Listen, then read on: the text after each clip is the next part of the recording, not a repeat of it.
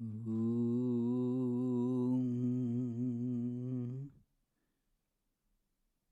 Apyayantu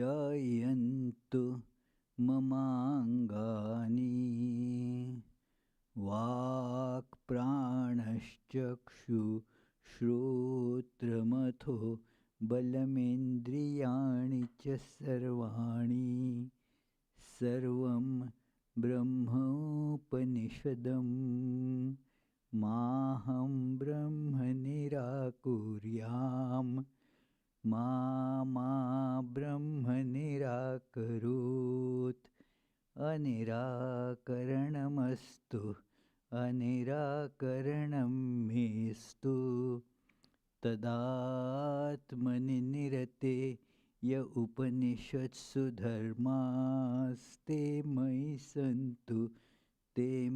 santu Om Shanti Shanti Shanti Om.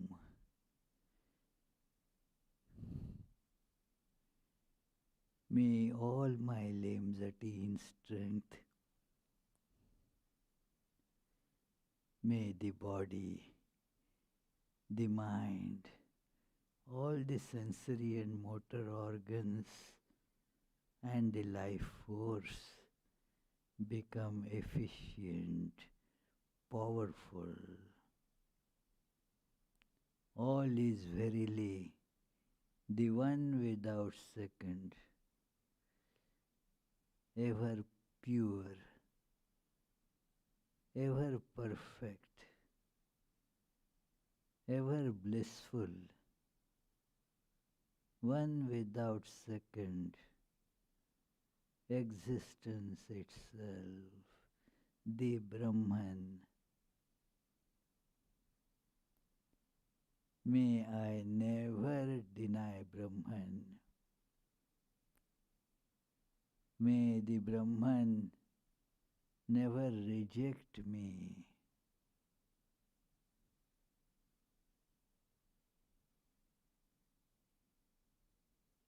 May all the virtues necessary to experience the Brahman be with me. Om, peace, peace, peace.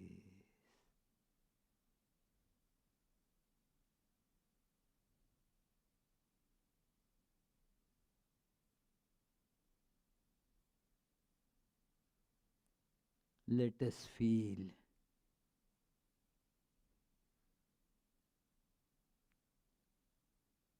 the oneness of existence by transcending our form.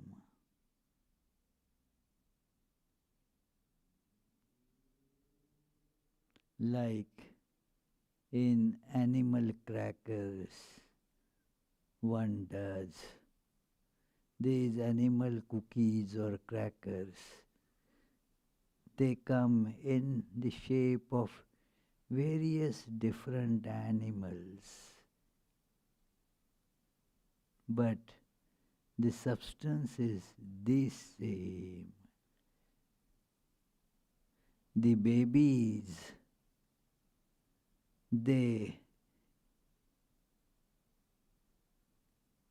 get attached to the form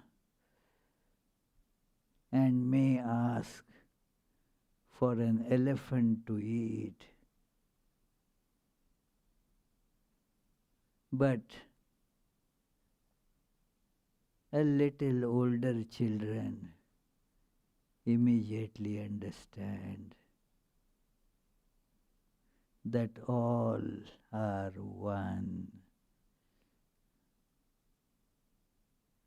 This is how, when we transcend our form and the forms of various people and things around,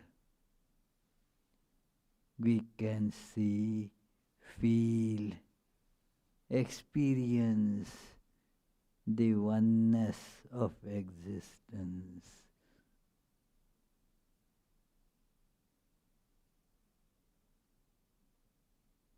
Let us feel this oneness.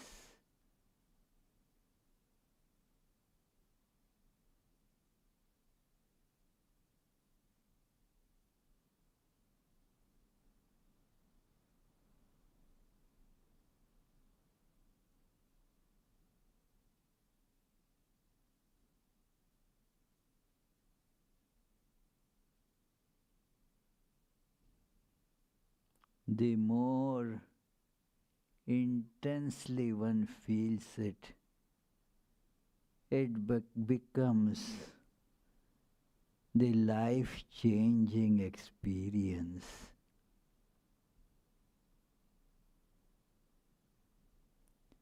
Our awareness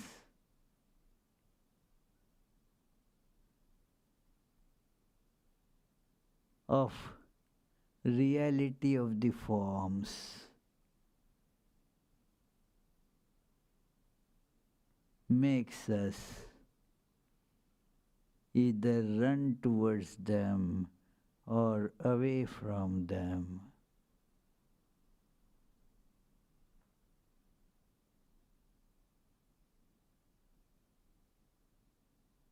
The life gets caught into this mire, causing all sufferings, loss of peace, loss of purpose of life. But when we feel more intensely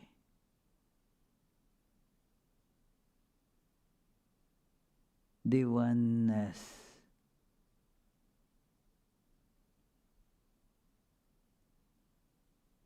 that stops this mad rush for catching different forms.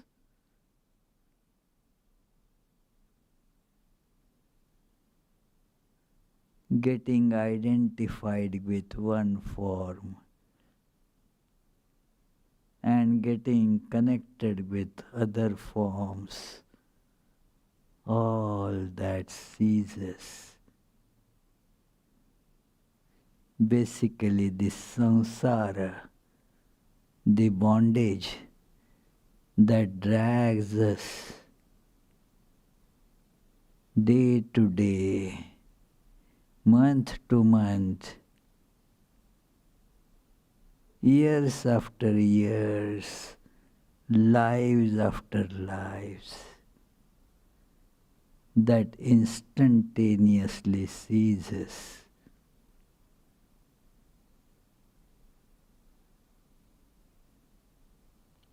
Let us feel that immense freedom.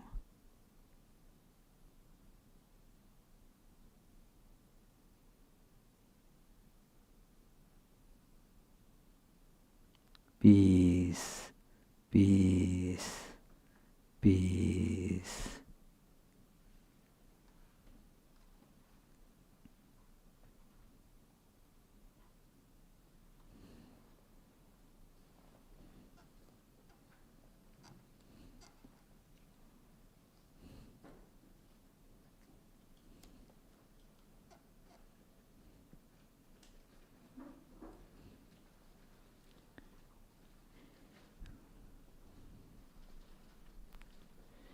So friends, let us begin today's discussion with our regular chant.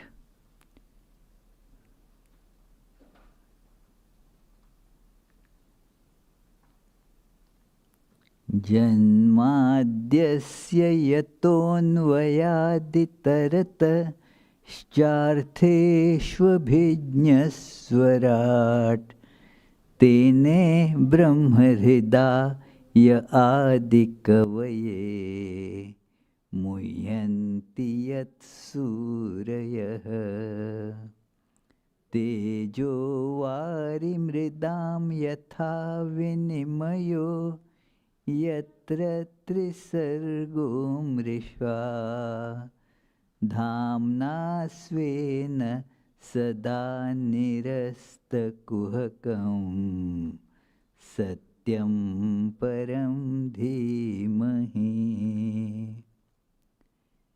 That from whom creation, sustenance and dissolution of the universe take place, who is both the instrumental and material cause of it, who is omniscient, is the only one having self-mastery, being the one independent entity, who illumined the mind of Brahma with the Vedic revelation, whose wisdom is the wonder of even the greatest sages, in whom the world of the three gunas subsists, just as the combination of materials like fire, water and earth subsist in their causes without changing their elemental nature, in whose consciousness there is nothing false.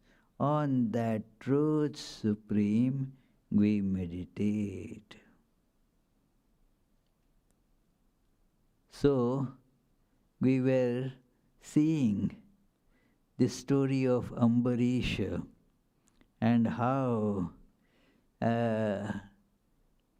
he had to take a sip of water at least to make the whole of that vrata to come to fruition.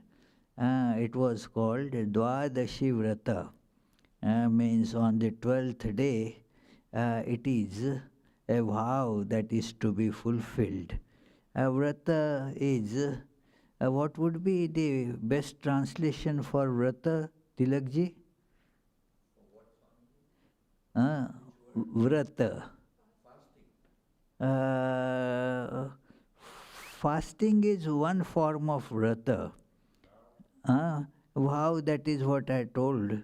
But there might be some other more important word, because vrata, austerity, penance, all these different meanings to be put together to get a combined meaning of this word vrata.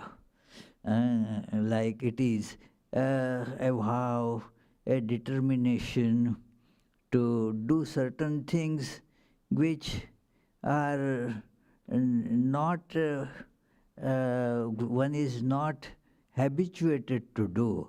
It is, one does not derive any pleasure from those. Those who, which we derive pleasure from, that is not called vrata. Like if you like to travel here and there, then it is not called vrata, that it is, or yes, if somebody likes to eat ice cream, then eating ice cream, I am taking the vow of eating 2 cups of ice cream every day. That is not a vrata. It is something that is otherwise painful. So there is some thought of penance also there. So, sacrifice, yeah, in a way, yes. That also conducive. Say, all these are adding, the vow or penance, determination, sacrifice, and all that was told. That is, say, contributes 10%, 15%, and together it becomes the meaning.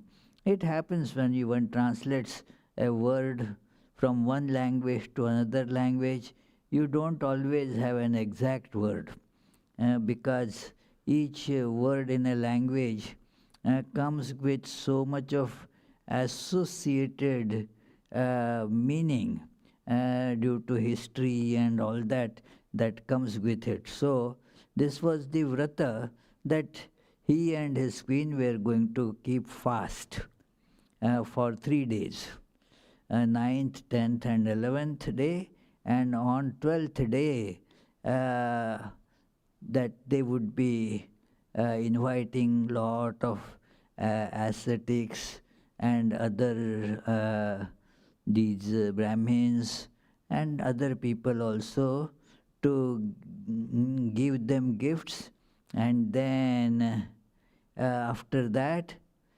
before the auspicious moment passes, they would be taking their own food.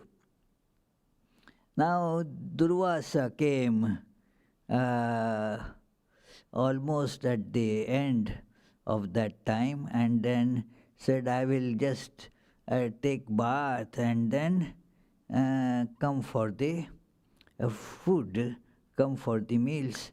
But the bath was taking too long, and then the auspicious moment was about to go. So now what to do? So consulting the others, elders there, Ambarisha decided to take a sip of water, so that it is halfway. Water is not exactly taking the food, and yet it can be considered as keeping the vow of breaking the fast before that moment passes. So, and then Durvasa came, he became very, very angry and upset. That you fellow, you shameless, you transgressor of scriptures, you took your meals before the guests you invited, they took, and he immediately released. He had lot of this austerities have been practiced, so had lot of powers. So from the lock of his head he released a terrible, terrible demon to kill this king.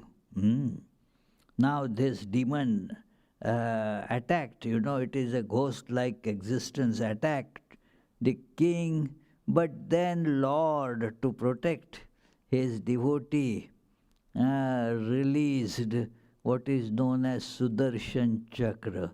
In today's class, actually, we will be thinking more about that, learning more about what is this Sudarshan Chakra. So this is a weapon in the hands of the Lord for the protection of the devotees. And it immediately killed this demon released by Durvasa, and ran after Durvasa as well.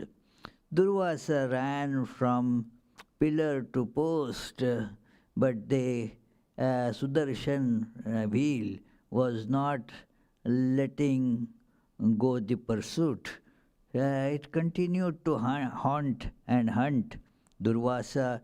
Durvasa in fear ran to Brahma and Shiva, and they said, we cannot protect you. This is the all-conquering weapon of the Lord Hari. So you go and take refuge in him. So he ran there. That yes, thinking that if he prays to Hari, if Hari becomes pleased, then all that will be, problem will be solved. But Hari said, I am also a bit bound in this respect. Vishnu told Durvasa, I too am somewhat bound to my devotees. You misbehaved and released the demon to kill Ambarisha. So go back to him and beg forgiveness from him.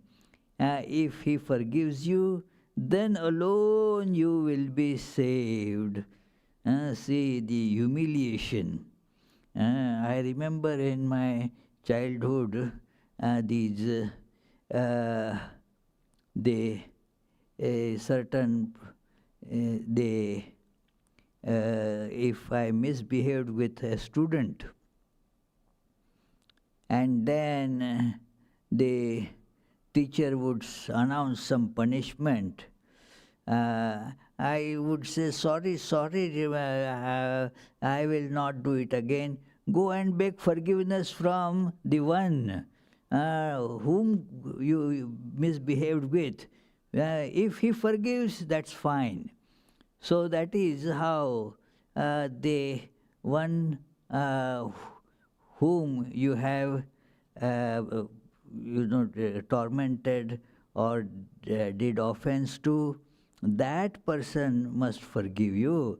So Lord said, I cannot help you, go there. And then this is where we had our story come in the last class. Durvasa prostrates at the feet of King Ambarisha, begging forgiveness. King did not take his offense. He started praying to the Sudarshan Chakra to make it calm down and let go the pursuit of Durvasa. This is how a saint is. A saintly person is, oh, well, that is, don't kill this sage. So he prayed to the Sudarshan Chakra. This is now here we shall be looking at what is this Sudarshan Chakra. Most Hindus, others also, they have heard this word, Sudarshan Chakra. Lord has killed Lord Krishna. We used to have this imagery always. Krishna on his pingi would have the Sudarshan Chakra. And then he would, anybody whom he wants to eliminate because of their faults would go, that Sudarshan Chakra will go and separate the head from the body. So that is how this various enemies were killed by Krishna by throwing this discus at them, Sudarshan Chakra. Etymologically, it means it is very beautiful to look at, Sudarshan. So many men have this name, Sudarshan. Many women have a feminine form of it, Sudarshana. Means looks nice. So, Sudarshan wheel.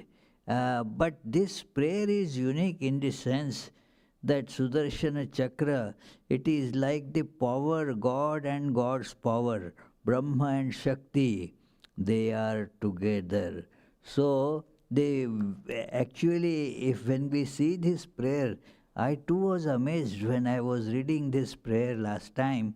It was wonderful prayer that it is seen as the primordial power of God, the Shakti, that is the Sudarshan Chakra. So, the Sudarshan Chakra, that it is, that and the story continues. Shuka is telling to Parikshit that I, thus instructed by the Lord, Durvasa, who was extremely distressed by the threat of the discus, now went to Ambarisha and held his feet, seeking protection. Ambarisha was shocked at a rishi holding his feet, extremely bashful and pained at heart. He began to recite a hymn to pray in praise of Sudarshana. So this is how this very special prayer is. Sudarshana Chakra. You are the power that manifests in fire, in the sun and moon. You are the governor of all stars. You are all the gross, subtle elements and the senses. O Sudarshana, you are the favorite weapon of the immovable Lord and swallower of the efficiency of all other weapons. So, the power that manifests, this is, see, the power in something and that thing itself, we see it as two.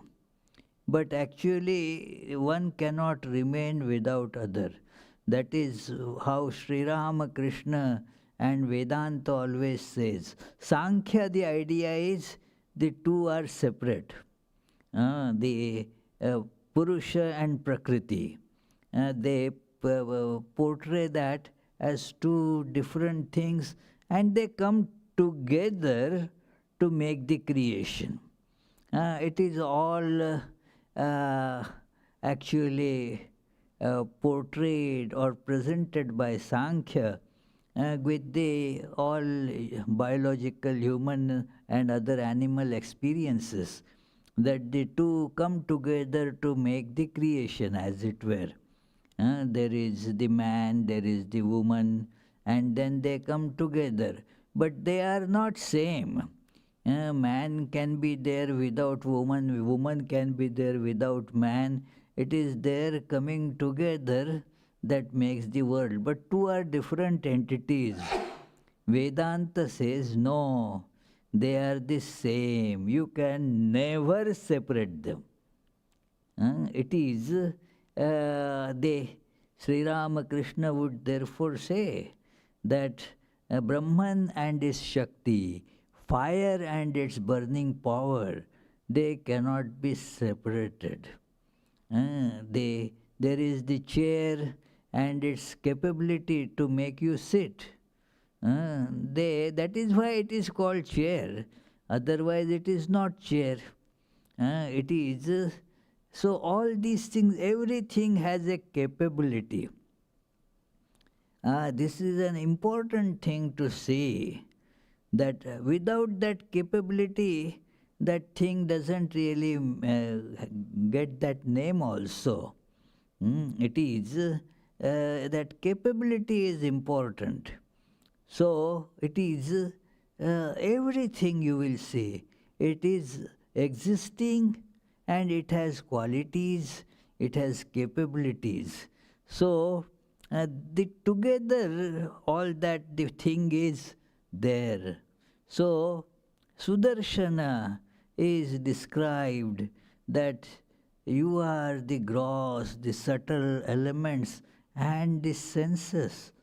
All those things which are doing something, you are their power.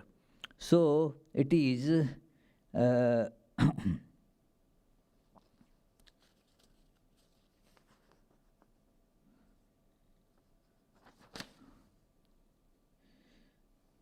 thou, the favorite weapon of Hari, God.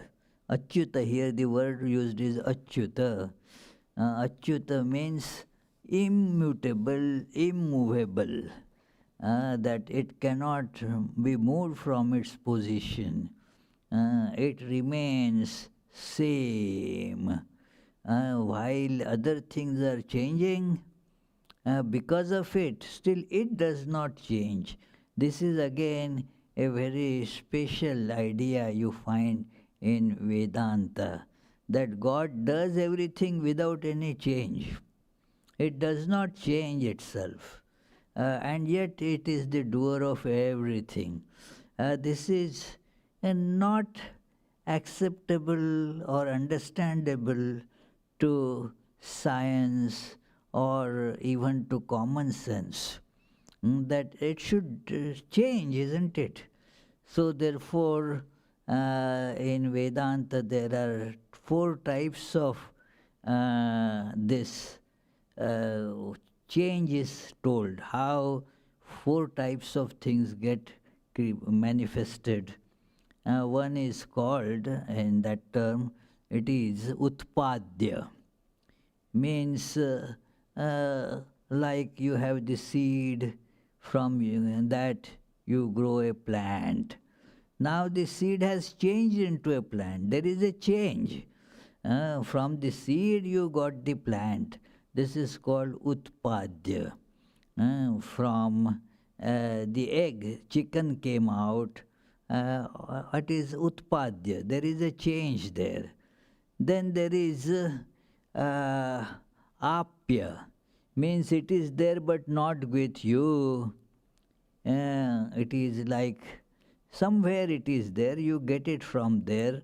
Like you go to a grocery store and buy some milk. So that is what it is, that it is in the grocery store you get it. It is called apya. Then there is vikarya. Vikarya means you, that thing is there, you make a little change. Like our Adi Maharaj makes yogurt. The milk is there. In the milk you put some culture. Then that milk gets converted into yogurt. So that is called vikarya. Means there is this change. There is then the last one is called Sanskarya, the purified one. Like the best example people give is that there is mirror. Now that mirror is having lot of dust got collected on the surface. Now you don't have to get another mirror. Just clean it, that's all. Remove the dust and then that is a fine mirror. So these four types where the change is. But God's making this universe, how intricate, how tremendously functional, huge, with really infinitely many, inconceivable by mind, all those things going on. And yet God remains unchanged in all this. This is called therefore that it is vivarta or adhyasa, that it is by misunderstanding it has been created. This world has no real existence apart from God. It is God. It is nothing different from it. It appears to be created just as when you do not see the rope and then see the snake. Now the rope did not do anything to create the snake. It didn't have any change there, but you see it as snake.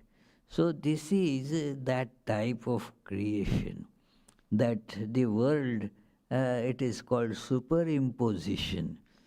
Because of the superimposition, something else gets created, as it were.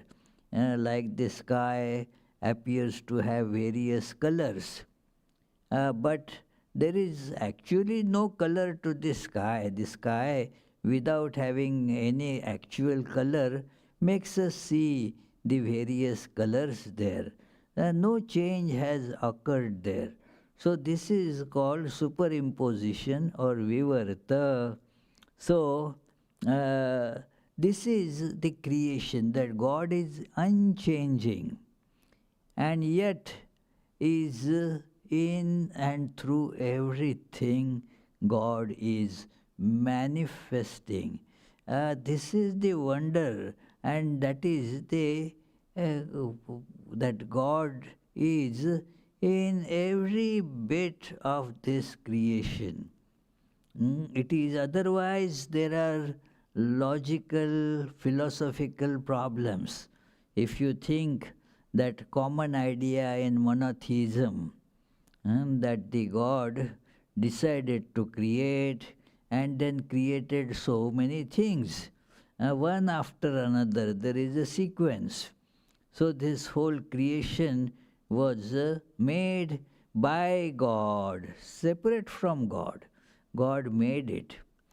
Just as a carpenter makes something, carpenter is not same as what is being made out of the wood. So it is, carpenter is separate. Now the problem in this is that then who made the wood? The question always keeps on coming that God made all this, but uh, where was the raw material for it? Was it made by God? It is this and many other questions. Very important question comes about what is the need. Did God have any need? If the answer is yes or no, because we always have the question, why was it done? Why? That is always asked. What is the need for doing this? And then if you say God has no need, then it is futile exercise. Why did God do it? And if you say God has some need, then need means imperfection. That it is you need, it was thought that you are perfect, so you need something. These are all very big philosophically tricky questions that come up when you think that the God has created things like that. So therefore, in Vedanta, the view is that God manifested as all this. It pervades therefore in every pore of it, just as the rope pervades in every single particle that you see in the snake.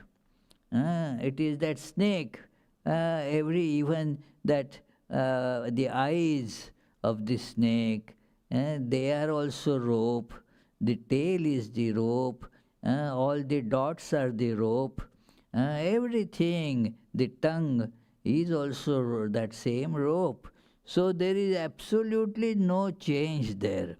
And this is here, that's about Sudarshana, it is being told, it is Shakti, it's power. In Upanishads and many such treatises, therefore it is described.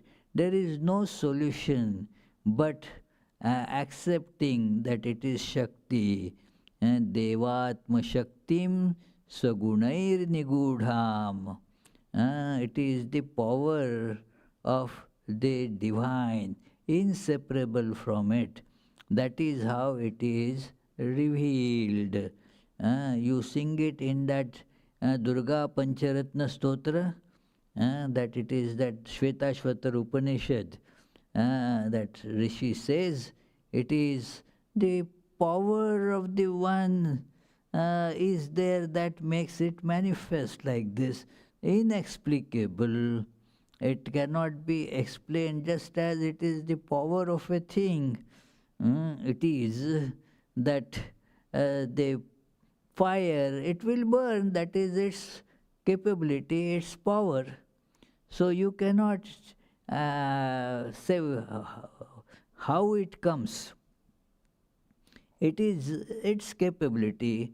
Dog barks. Why? Well, it is dog, that is why it should bark. Otherwise would be called, say, some other being, human being. So it is, or a bird, that it barks.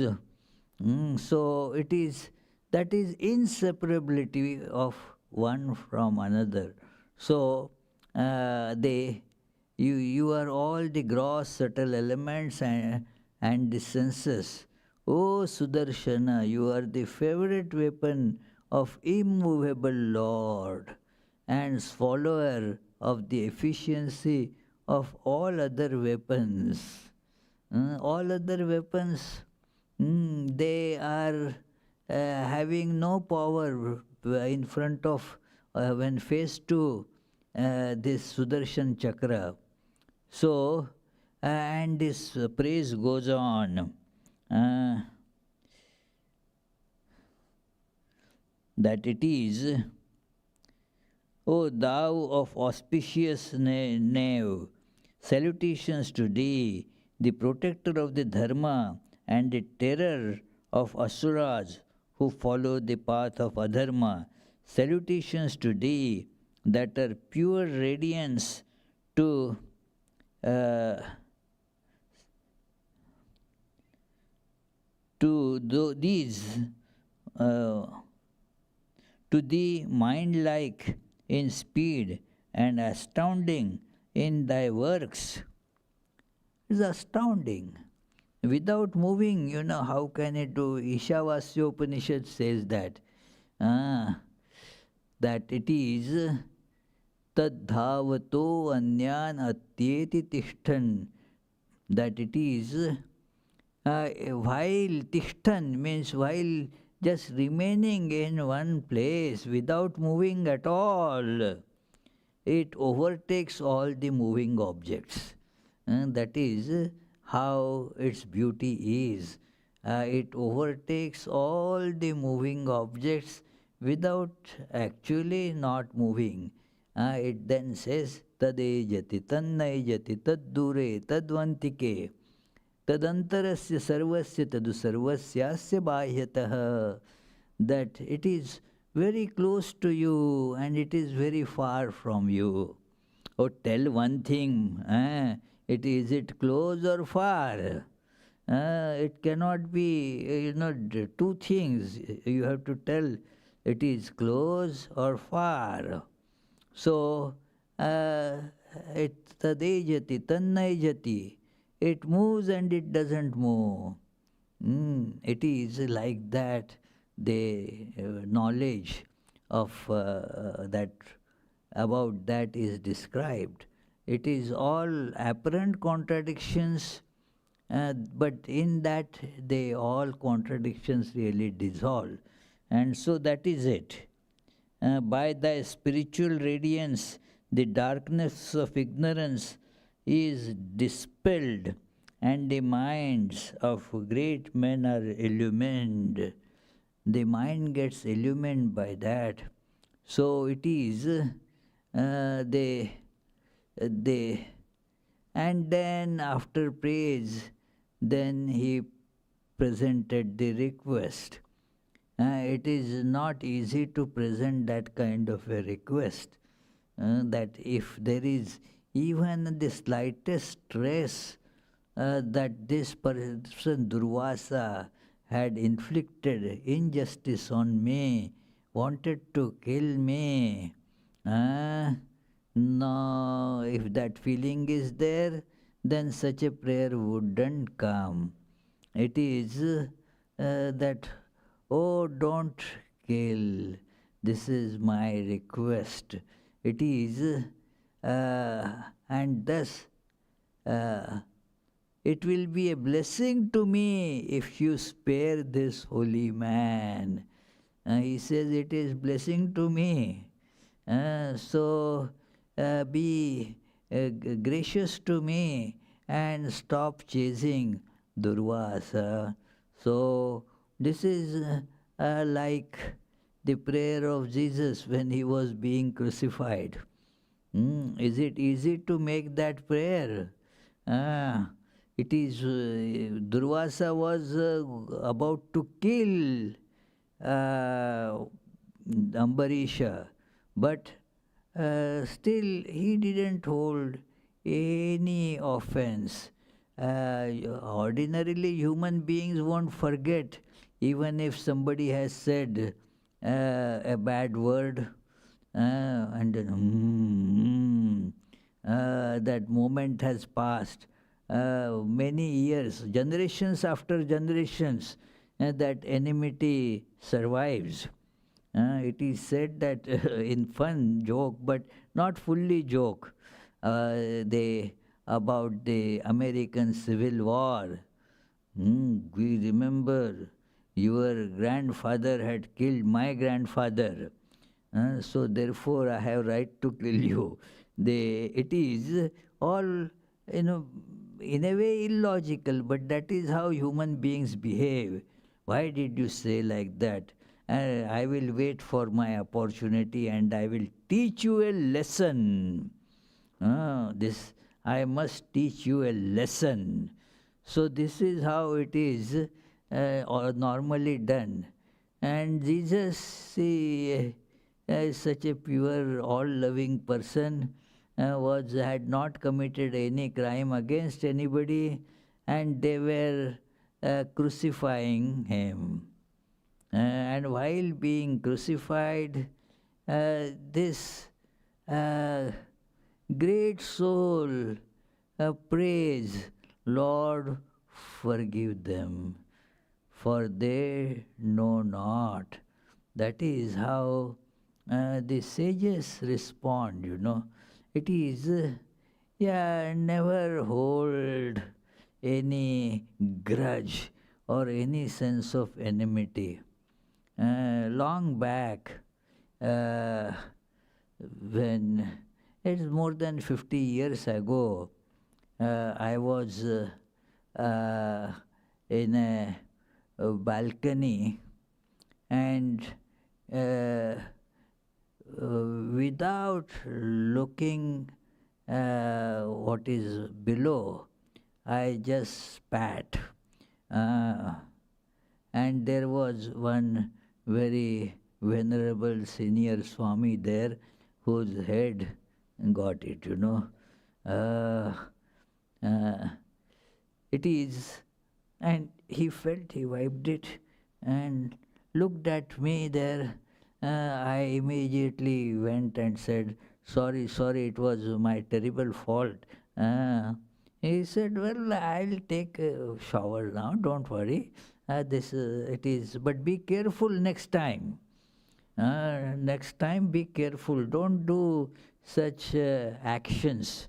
While acting, be mindful that what effects it may have. So, and that's it.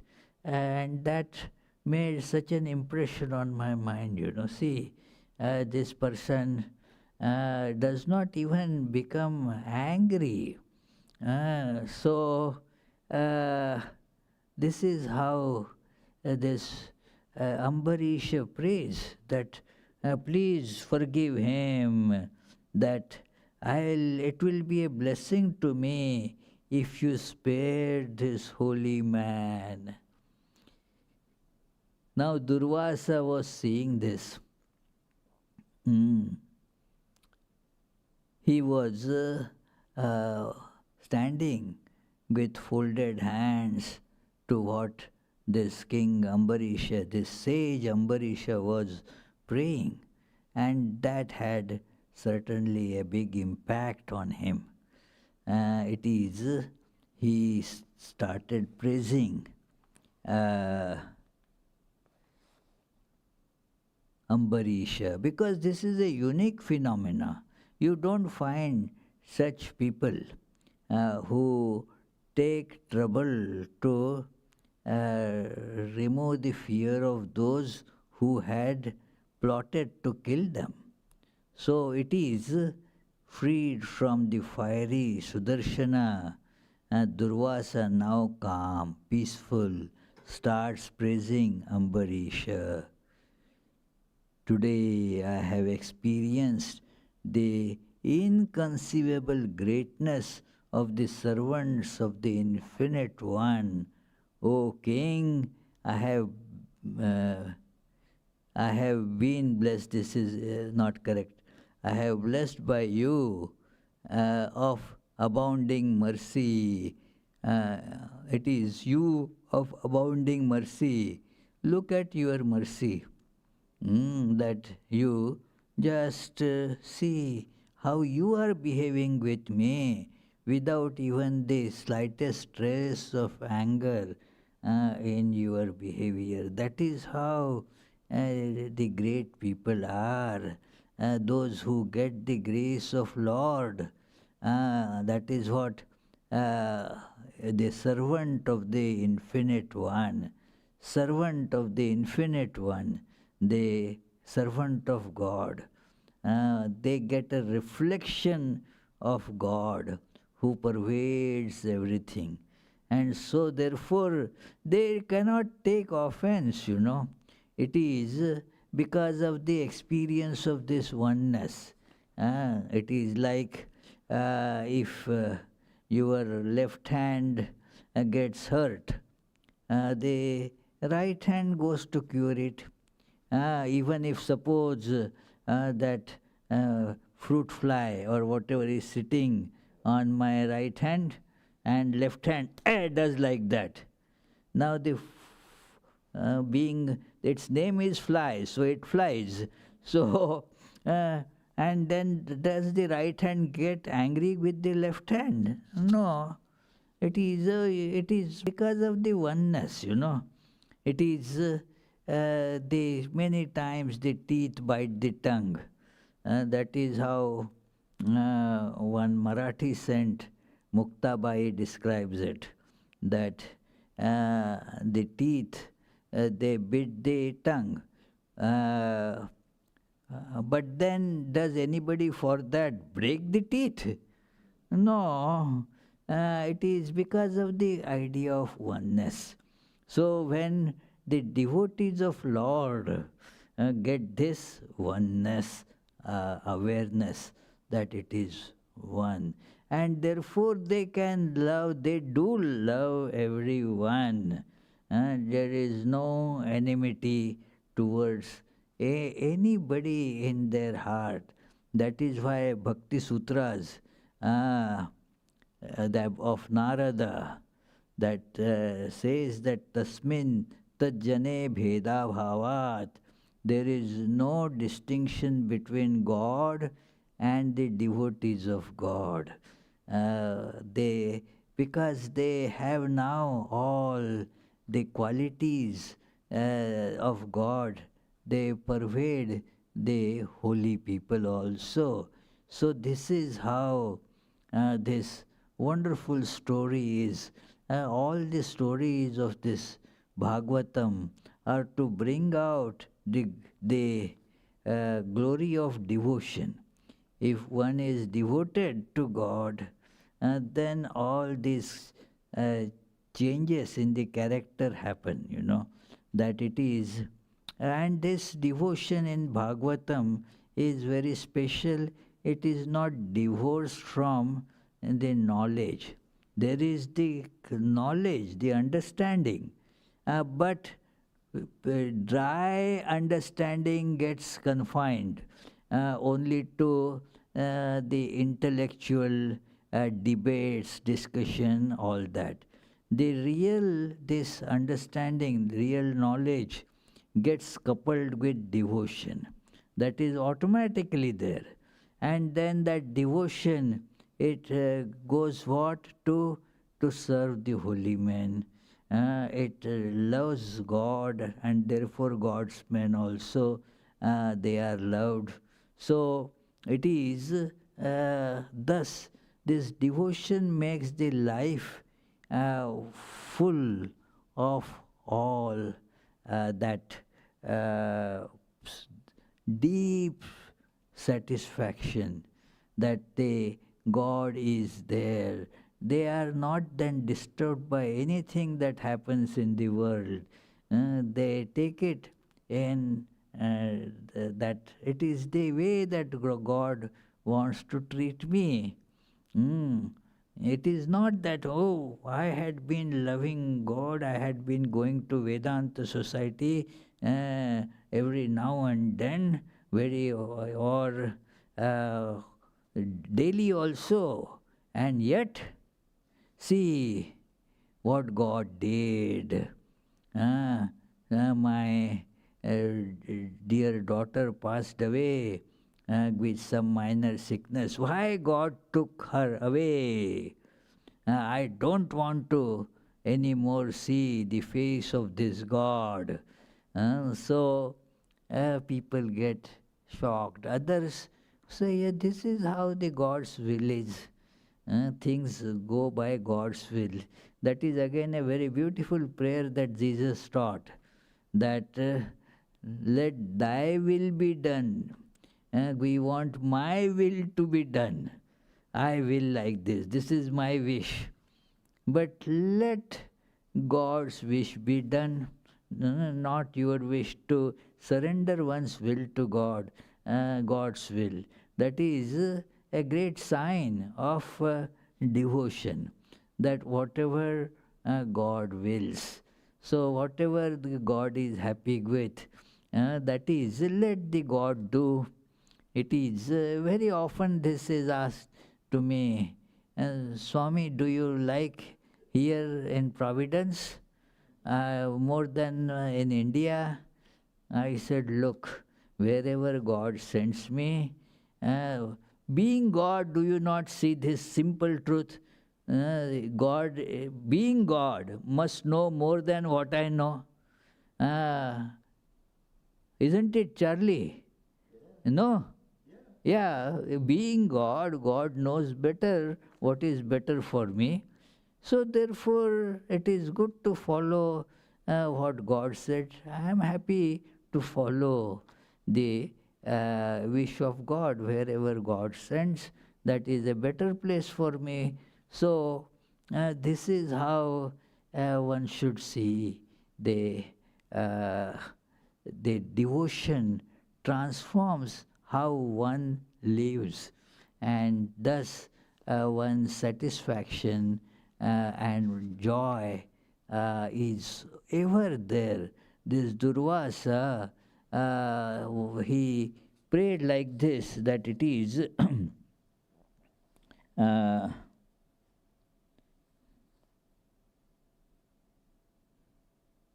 he says that the O Hari, you are the master and protector of all devotees, and for the good and the magnanimous, what is there impossible to renounce? What unfulfilled longing there can be for the devotees of devotees of Him, whose very name purifies one by its hearing, and whose feet can make one holy by their touch. That is why it is considered the greatest wealth in the arati that we do every evening, that it is Sampad Tava Shri Pad Bhava Goshpad Vari Jathai, that it is the whole world becomes nothing when one gets the treasure of your holy feet. Then everything else is like a little puddle of water. Just as you never look at it, it is ignored. So also this whole universe becomes meaningless when you get the great wealth of Lord's feet.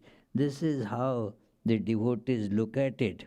I have been blessed by you of abounding mercy, for you have pardoned my offense and saved my life. And then, thus praising the king, now they fed Durvasa sumptuously. Now, because of all this happening, this scripture says, this Bhagavatam says that, but now 1 year had passed since Durvasa had taken to his heels for fear of the discus Sudarshana. All the time, Ambarisha had waited for his arrival to feed himself, taking nothing more than the water with which he had broken his fast. So that what was supposed to be 3 days now has become 1 year. When Durvasa had gone, Ambarisha took his food, considering it specially sacred because it was what was left after feeding a holy man. He saw the hand of the divine in all that happened, in the sufferings of the sage, and in the relief he got afterwards, as well as in the courageous way in which he himself could stand these trials.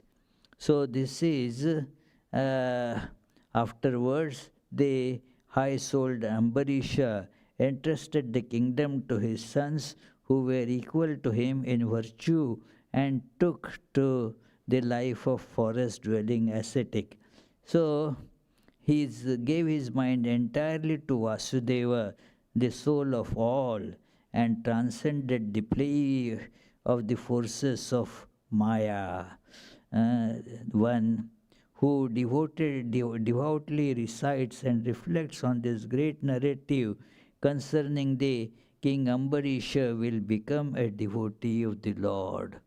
That is how the story ends. From next class, we will start studying from Ambarisha to Mandhata, that great king who is very much worshipped, adored for his holiness and all that. So today we shall conclude here. We will chant this Nigama Kalpataru, these final prayers, and then if you have any questions, please feel free to voice them or type them. निगमकल्पतरुर्गलितं फलं शुकमुखादमृतद्रवसंयुतं पिबत भागवतं रसमालयं मुहुर्हो रसिका भुवि भावुकाः. O devotees, quaff, quaff to intoxication this nectar of the fruit of the tree of Vedas, flowing from the mouth of the great sage Shuka and mixed with the ambrosia from his words.